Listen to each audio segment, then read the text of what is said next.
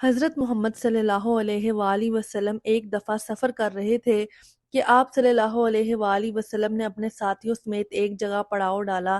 اس علاقے میں ایک عورت تھی جس نے سارے لشکر کے لیے روٹیاں تیار کی۔ جب وہ فارغ ہوئی تو اس نے صحابہ کرام سے عرض کیا کہ میں آقا حضرت محمد صلی اللہ علیہ وآلہ وسلم سے ملنا چاہتی ہوں۔ صحابہ کرام اس عورت کو آپ صلی اللہ علیہ وآلہ وسلم کے پاس لے گئے۔ جب یہ عورت حضرت محمد صلی اللہ علیہ وآلہ وسلم کے پاس گئی تو اس نے عرض کیا، یا رسول اللہ، میرا ایک بچہ ہے۔ میں جب بھی تندور پہ روٹیاں تیار کرتی ہوں تو میرا بچہ میرے پاس آ جاتا ہے۔ میں اپنے بچے کو تنور کے پاس نہیں آنے دیتی کہ میرے بچے کو آگ کی گرم ہوا نہ لگ جائے، کیونکہ میں ماں ہوں۔ ماں کا دل بہت ہی نرم اور نازک ہوتا ہے، وہ اپنی پیدا کی ہوئی اولاد کو کس طرح سے مشکل میں دیکھ سکتی ہے۔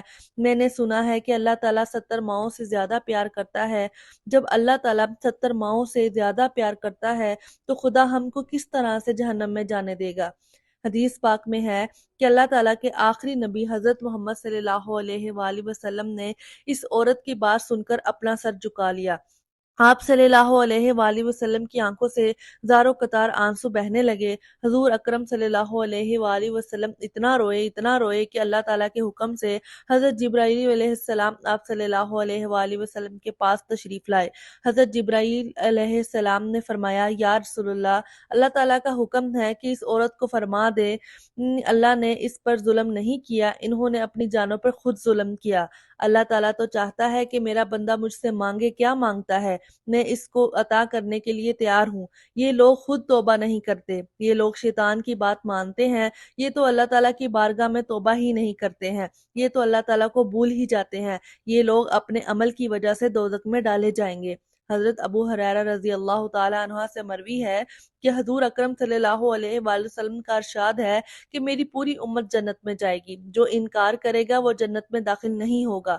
عرض کیا گیا، جنت میں جانے سے کون انکار کرے گا؟ آپ صلی اللہ علیہ وآلہ وسلم نے فرمایا کہ جس نے میری اطاعت کی وہ جنت میں داخل ہو جائے گا، جس نے میری اطاعت نہ کی وہ جہنم کی آگ میں جائے گا۔ حضرت جابر رضی اللہ تعالیٰ عنہ سے مروی ہے کہ ایک بار چند فرشتے اللہ تعالیٰ کے نبی پاک صلی اللہ علیہ وآلہ وسلم کے پاس تشریف لائے۔ اس وقت آپ صلی اللہ علیہ وآلہ وسلم سو رہے تھے۔ ان فرشتوں نے ایک دوسرے سے فرمایا کہ تمہارے اس ساتھی کے لیے کیا مثال ہے؟